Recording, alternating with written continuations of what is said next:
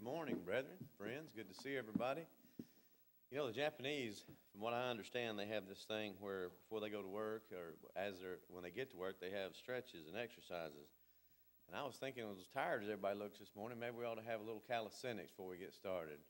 Bless your hearts. It's kind of hard to get fired up without any sunshine, and notice we haven't had any in a few days. But it certainly is good to see everyone. And, you know, they've proven that if brethren would, instead of just, sitting there doing this the whole time, would just lay down on the pew end to end, they'd sleep so much better.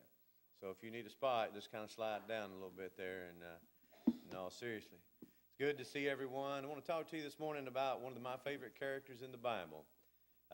His name is kind of interesting if you're into kind of language and things of that nature, but his name, for years, it was thought, due to the Hebrew Scriptures, that his name was something like dog.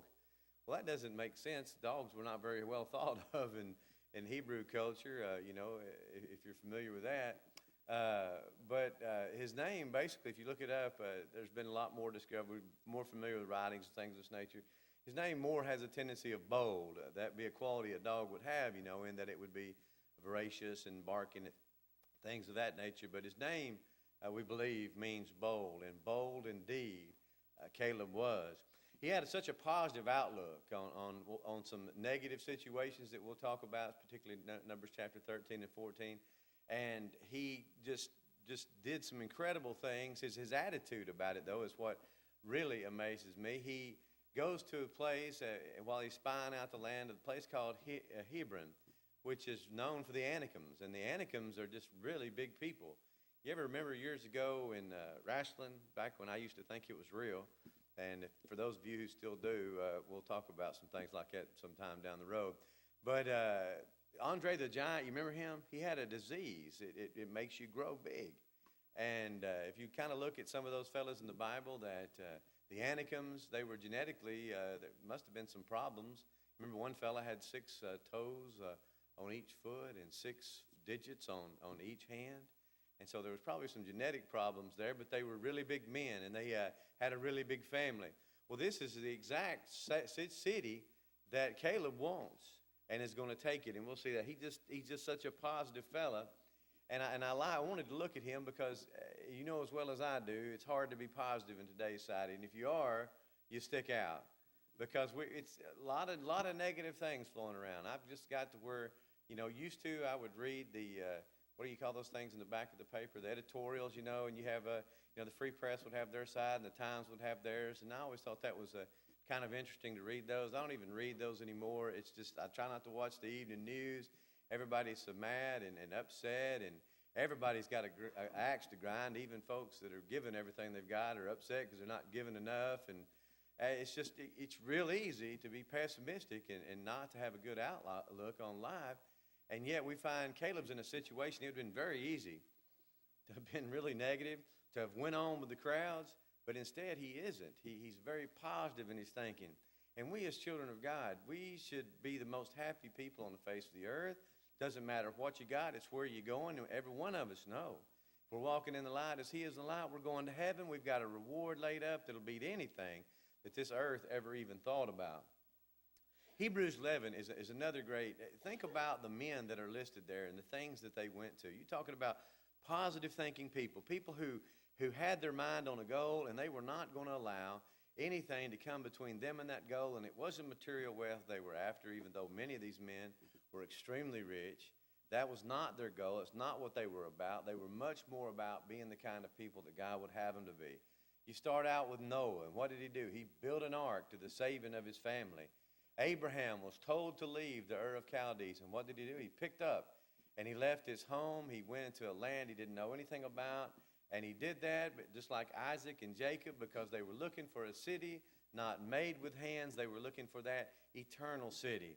We think about Joseph and the situations that he found him. It looked like every time that David would just about get out the door, somebody would slam it on him. I mean, here he is. He's his father's favorite son. The next thing he finds himself almost killed. If the rest of his brothers, if Reuben hadn't been there to plead his case, they would have killed him. And so he finds himself being sold into the Arab caravan there, finds himself as a slave.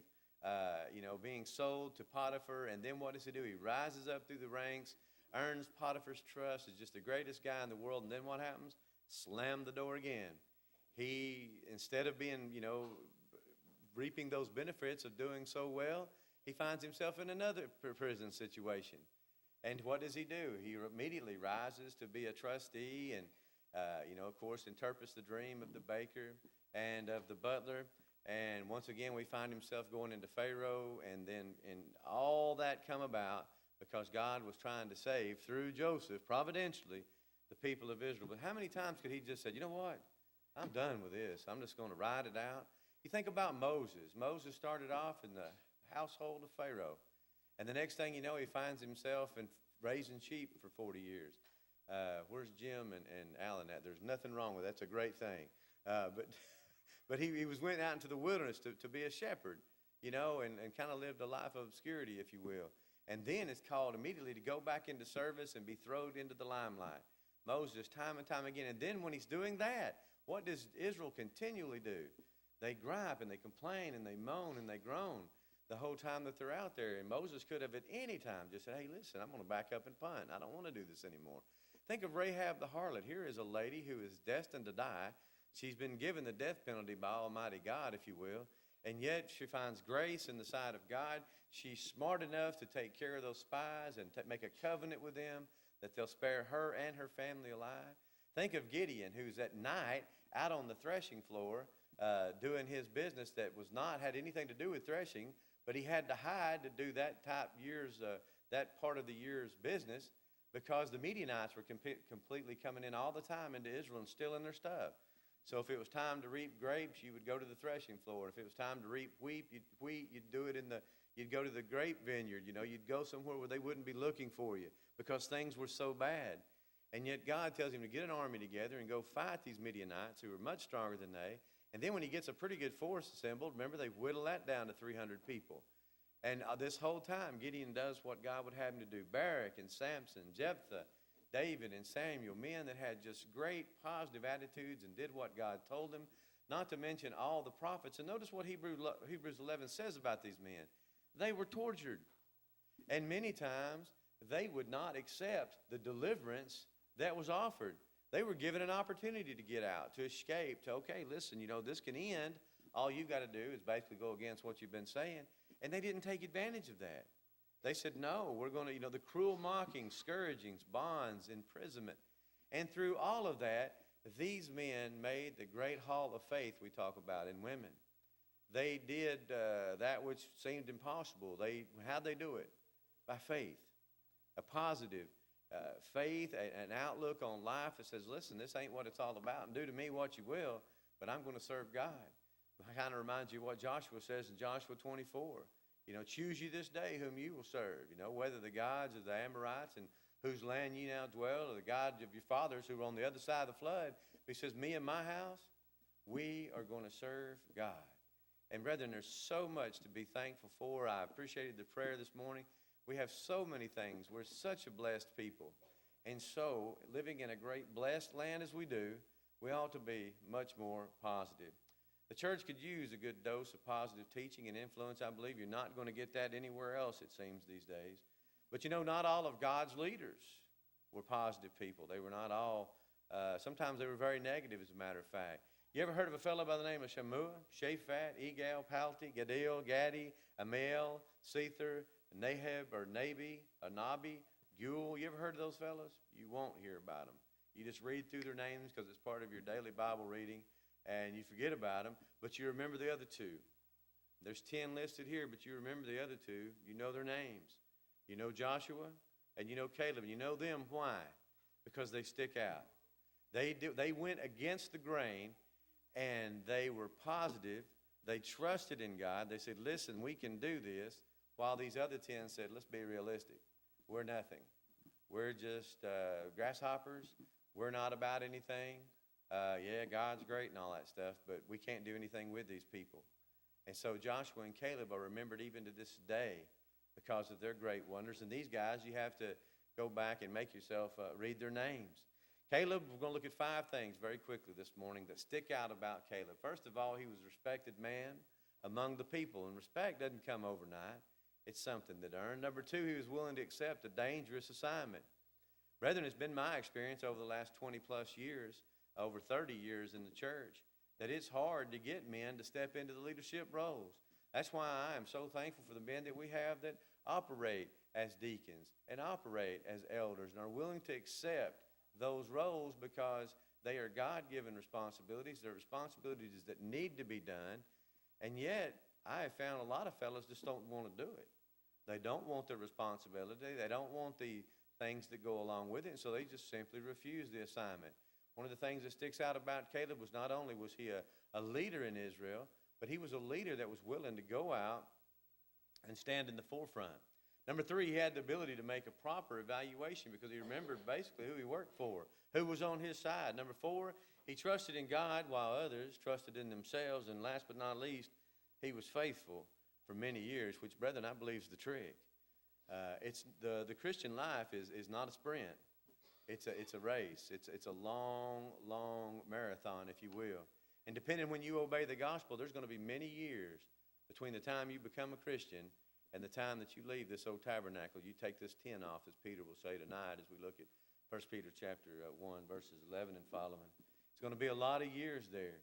And a lot of times we can get complacent. There's so many things that can happen. And remaining faithful, now that's the trick. It's not the easiest thing to do. It takes commitment. It takes agonize, if you will. It's something you got to agonize over. It's something you got to spend time doing.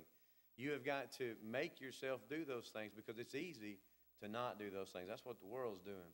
First of all, Caleb was a respected man among the people. Of all the tribe of Judah, Caleb was selected. And now Judah is going to be the tribe of kings. That's where your Davids, your Solomons, and the rest of all the lineage of the southern kingdom, that's their family. Judah, of course, did not fall into the problems of Reuben. Genesis chapter 49, you remember Reuben laid with his father's wife or his stepmother. Simeon and Levi are rejected because of the problems they have with some Arab folks. And so Judah, the fourth, born to Leah and Jacob, or Israel as his name will be changed, is given the birthright, if you will, the blessing. And the blessing is that the scepter will not leave his house until the Shiloh comes. Caleb is from that family, a family that is blessed, is chosen by God. Numbers 13:1 says, "And the Lord spake unto Moses, saying, Send thou men that they may search the land of Canaan." Now this wasn't because God didn't know what was in Canaan. God, just like in the garden when he he talks to Adam and says, "Adam, where art thou?" God is not seeking information. God knows all. But what he's doing is allowing these men an opportunity to prove their faith. He's allowing these folks the opportunity to go out and to see and to come back. This is just like our life right now. This is a test. God knows exactly who's in Canaan. He knows the very hairs of their head. He's not seeking information, but he wants to give these men an opportunity to exercise their free will, just like me and you have an opportunity right now to exercise our free will. We're a Christian this morning because we have chose to be, or we are not a Christian this morning because we have said, "I'm not going to do it." And maybe you haven't just come out audibly during the invitation and said, "I'm not going to do it," but you say it every time the invitation is sung. I'm not going to do it. I am going to rebel against God. As we'll see, these 10 men, that's the very thing that Caleb says you're doing. By giving this evil report, you are rebelling against God. You see, most people don't want to say, "Well, my not being a Christian isn't rebellion towards God. I'm just not making a decision." No, friends, if you know the gospel and you know the truth and you don't operate, you don't obey that, then you are in rebellion to God. You might as well look down your nose at God. Galatians 6, 7, and 8, God is not mocked, for whatsoever a man soweth, that shall he also reap. Don't be deceived, the passage says. God is not mocked. You know exactly what you're doing. He knows exactly what you're doing. You're actually looking down your nose, if you will, at God Almighty and saying, "I'm not going to do that." So God sends these men to Canaan, to this land. Notice what he says, "Which I give unto the children of Israel." I've given it to you. But there's something they're going to have to do, isn't it? They're going to have to go in and take that land. Even though it's a gift, God extends the gift, yet they're going to have to take the gift, just as Joshua will have to do, and we'll read that a little bit later. It says, "Which I give unto the children of Israel, every tribe of their fathers shall send a man, every one, a ruler among them. This word ruler comes from this word nasi. If you're reading the Hebrew up there, you're doing better than me, but remember you read right to left. Isn't that amazing? Right to left, and it's just going to be a real interesting language. But properly, it's an exalted one. That is a king or a sheik, a prince, a ruler, if you will. These had to be not only people from that tribe, but they had to be somebody in that tribe. Noted men, rulers among them. Drop on down to verse 6. It says, of the tribe of Judah, Caleb, the son of Jephunneh, of course, is chosen. Respected among the people. A ruler must have respect of the people. And how does he get that? Respect comes from being observed in different situations. Just if people, all they know the person is when they see them at church, it's going to be hard to develop a true respect. You need to see what they look like under fire. You need to see what these people are like. And one of the ways we do that, of course, is we'll see the qualifications for an elder here in a few moments. It's easy to see an elder, to see his life through his family. You can see an elder's life through the way he teaches and the way that he comes in. You know, if you teach long enough, you will come under fire. The church must have, of course, respected leaders. 1 Timothy 3:4 says, one that ruleth well his own house. This is talking about elders now. This is a prerequisite. This is the qualifications of elders. He must be one that rules his own house well, having his children in subjection with all gravity. For if a man know not how to rule his own house, how shall he take care of the church of God? Pretty common sense there. Verse 7, moreover, he must be a good report of them which are without. That's not talking about people in the church. That's talking about this man must live his life so that people outside the church, people in the community say, hey, that's a good man. He does what's right. They notice those qualities in him. And so not only must an elder do well with his family, he must be respected in the congregation, but he must have respect from those who are without the congregation. Lest he fall into reproach and snare of the devil. In 1 Timothy 5:17, we see that elders that rule well should be counted worthy of double honor. They deserve it, especially they who labor in the word and doctrine. Not only was Caleb a respected man among the people, but he was willing to accept a dangerous, dangerous assignment. In verse 17 of chapter 13, Moses sent them to spy out the land of Canaan and said unto them, get you and go southward and go up into the mountain and see the land, what it is, and the people that dwelleth therein, whether they be strong, weak, few, or many. And verse 19 says, in the land that they dwell in, and what the land is that they dwell in, whether it be good or bad, and what cities they be that they dwell in, whether in tents or in strongholds, whether they're fortified or not. Verse 20, and what the land is, whether it be fat or lean, whether there be wood therein or not, and be of good courage, and bring of the fruit of the land. Let us see it. Now the time was the time of the first ripe grapes, so the grapes are just coming in. Verse 21, so they went up and searched the land from the wilderness of Zin unto Rehob, as men came to Habbeth. If you'll notice here, they're in what they call the wilderness of Sin. It's in Zin, and it starts off at Kadesh there. From Kadesh, they'll move up to Hebron, and then from Hebron, they'll go on the west side of the mountain to Rehob. For us, it'd be kind of like leaving here and going around to Trenton, I guess, kind of going up one way and then coming back another way around the mountain. From Rehob, they'll go down and come to Hebron. Now, Hebron is the city. It's the town. It's the area that Caleb's going to say, give me this mountain. It's where the Anakims are. It's the strongest fortified places. Yet, when it comes time to divvy up the land, Caleb says, I want that. That's where I was. Moses said I could have it. Joshua, I want that land. Give me this mountain. I know the Anakims are there. I know that the cities are fenced in. I know it's going to be a difficult assignment, but you know what? I'm up for the task. I want this mountain. Give me this mountain. That's just the kind of man that Caleb was. He knew who was on his side. And of course, they go back down to Kadesh. Now, round trip, it's about 300 miles.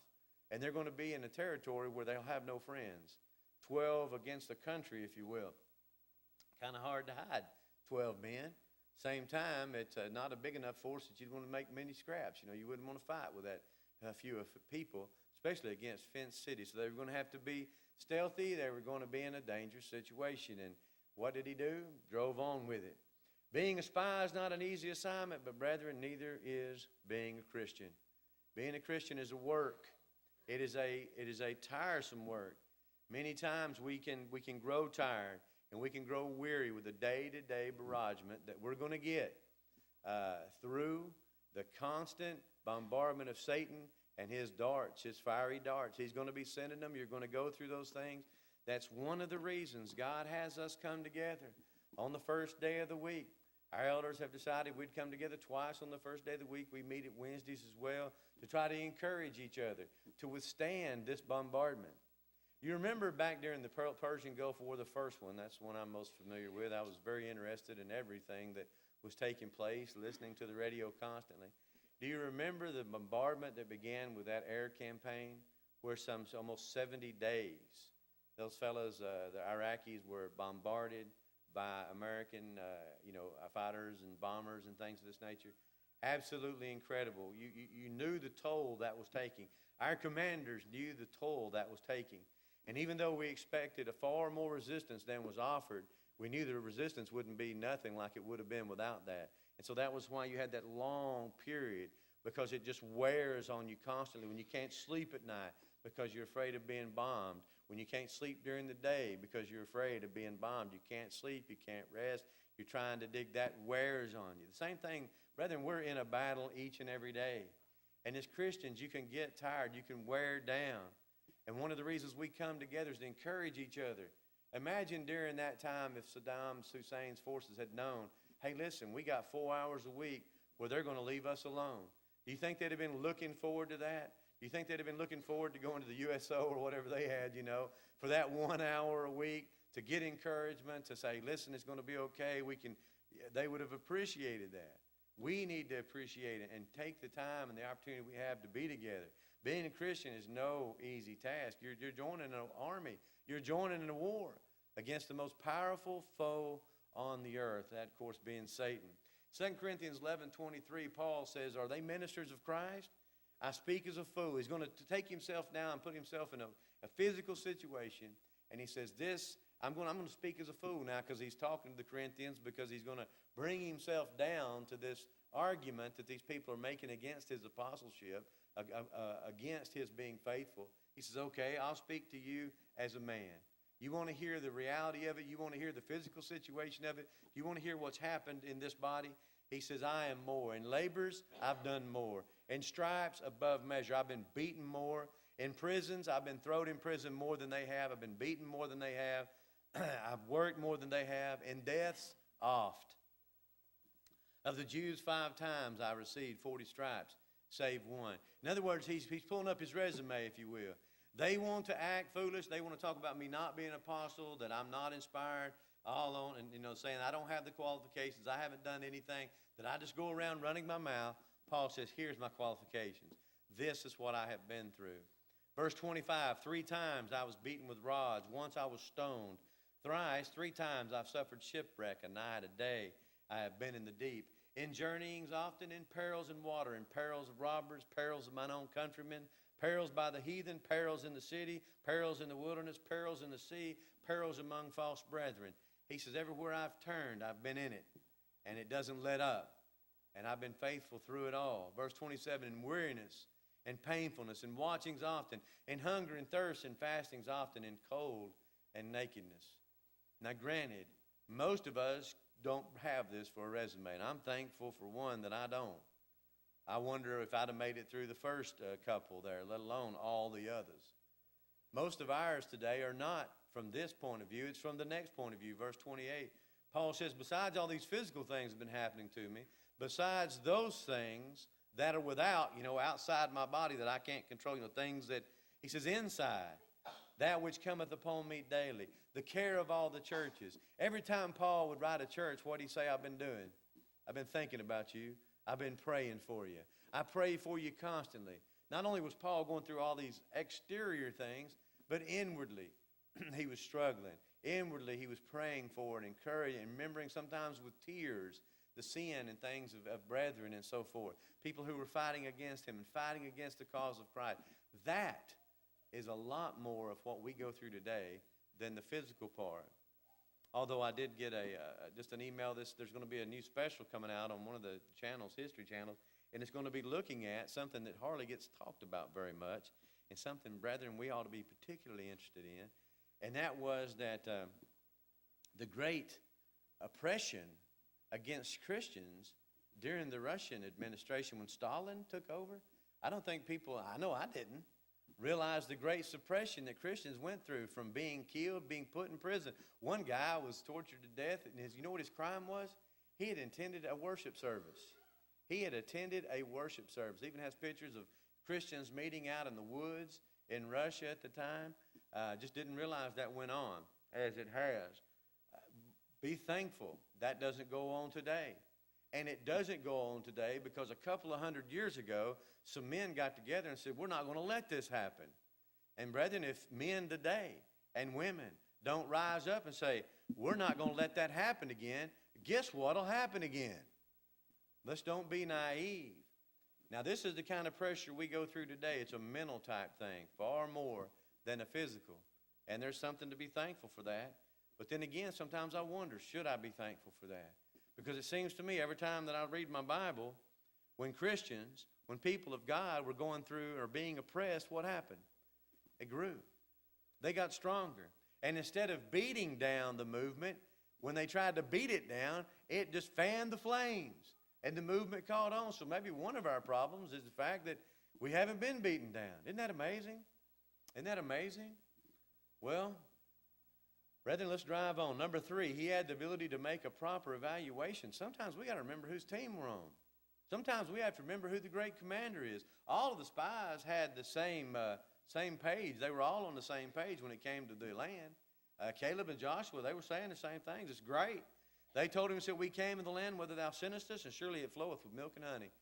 You know, for years, especially when I was younger, I think I've told you this before, but I thought that was real milk and real honey. I thought, well, that was some kind of land, you know. Well, it doesn't really flow with milk and honey like you go out to the creek and it's full of milk or honey.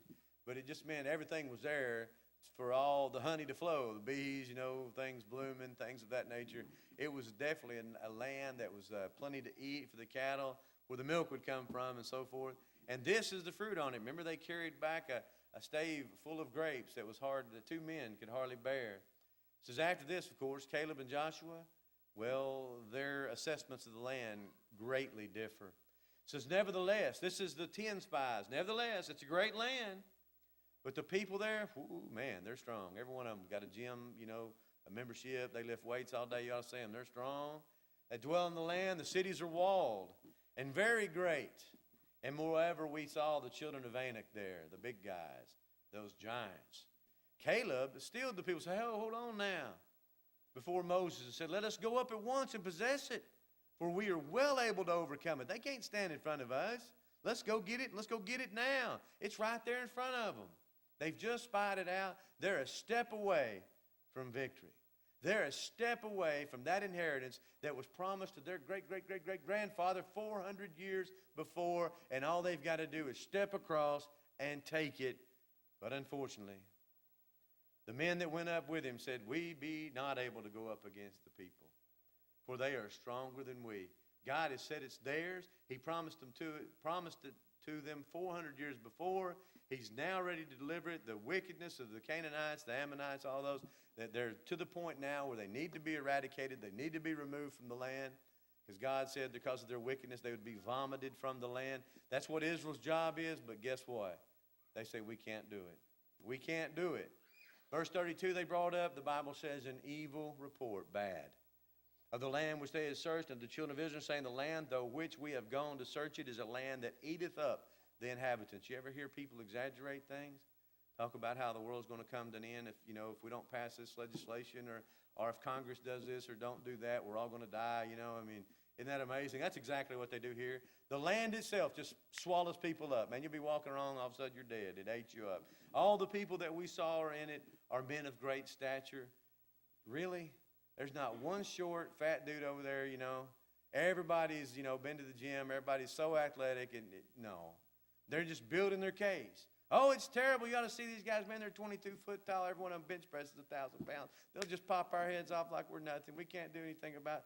They're building their case. And there we saw the giants, which the sons of Anak, which come in of the giants. And we were in our own sight as grasshoppers as we were in their sight. We're nothing. We're nothing. They're building up their case. And, of course, they're going to win. Sometimes leaders must stand against the majority. And that's exactly what Caleb and Joshua would do. We need more Calebs who say, we are well able to overcome it. Nobody can stand in front of us. Nobody can defeat us. Because our Father owns it all. He's in control of it all. And we are His children. But brethren, sometimes we forget whose team we're on. We need people who can make the right decisions based on a proper evaluation. Number 4, trusted in God while others trusted in themselves. Negative report spies were able to convince the people. Why is that the case? Just about always. All the congregation lifted up voice. Now they're listening to 10 fellas.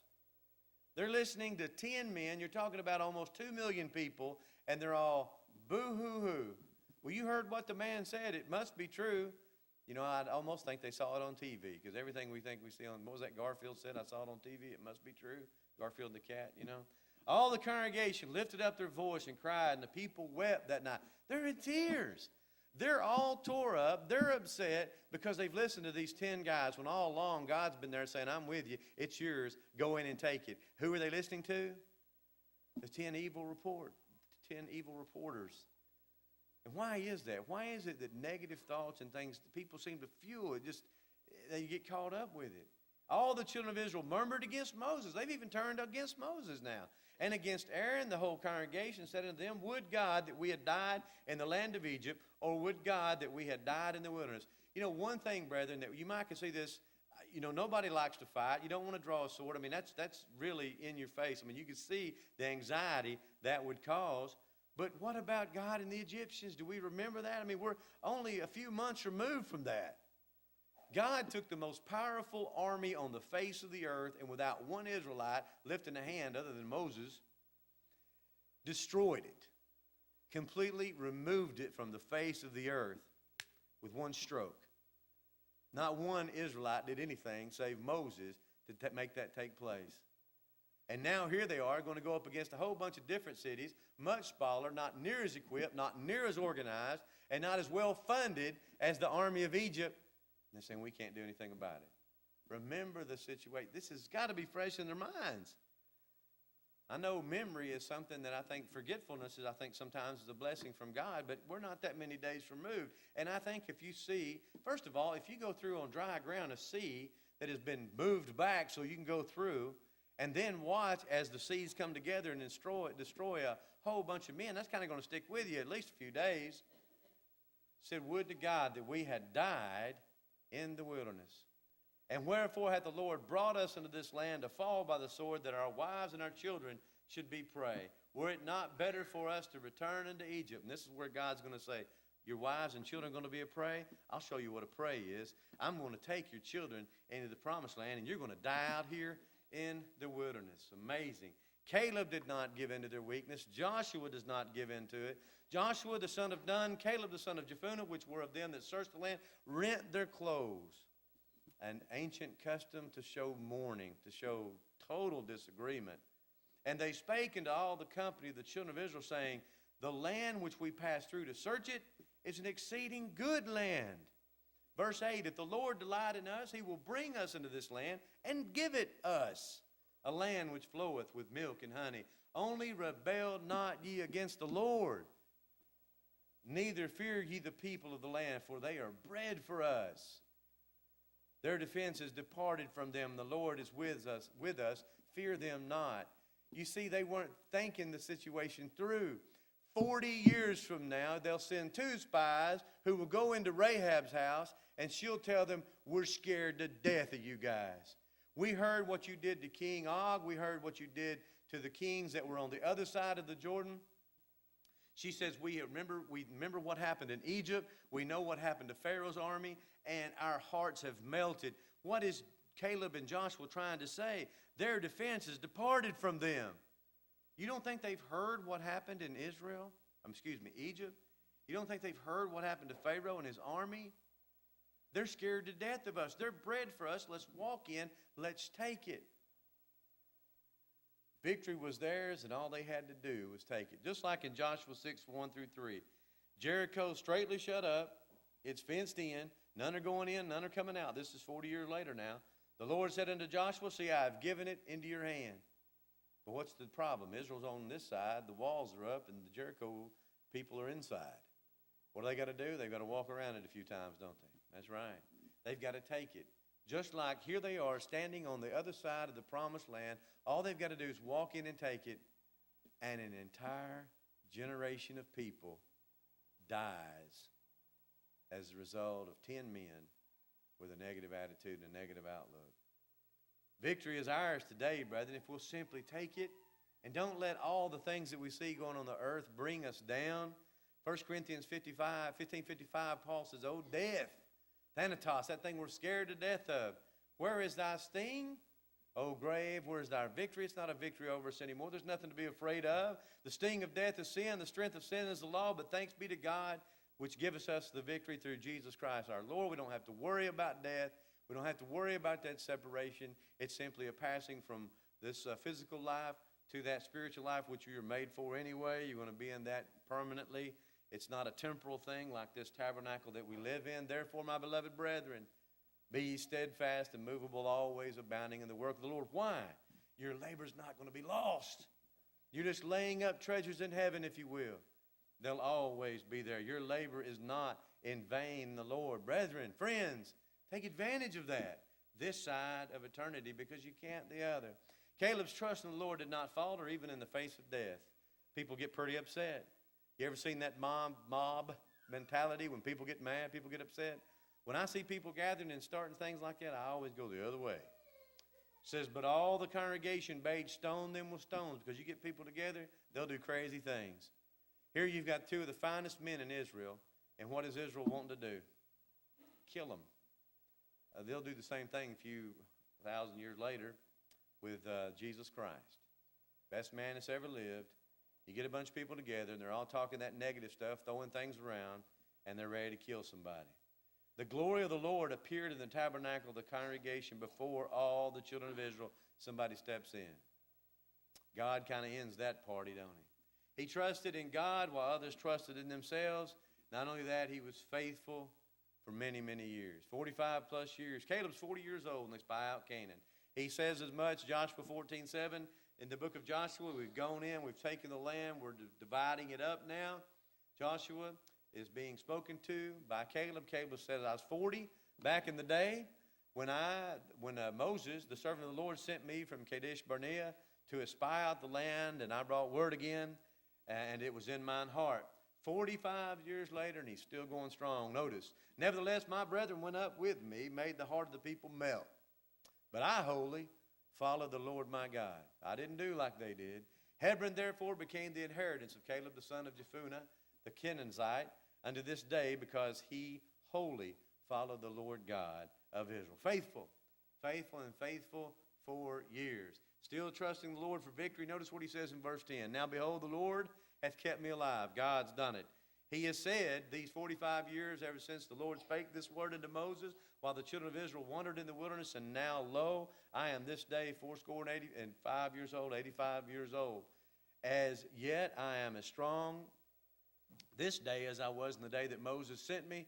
As my strength was then, even so is my strength now for war, both to go out and to come in. Now, therefore, give me this mountain. Remember what mountain he's talking about.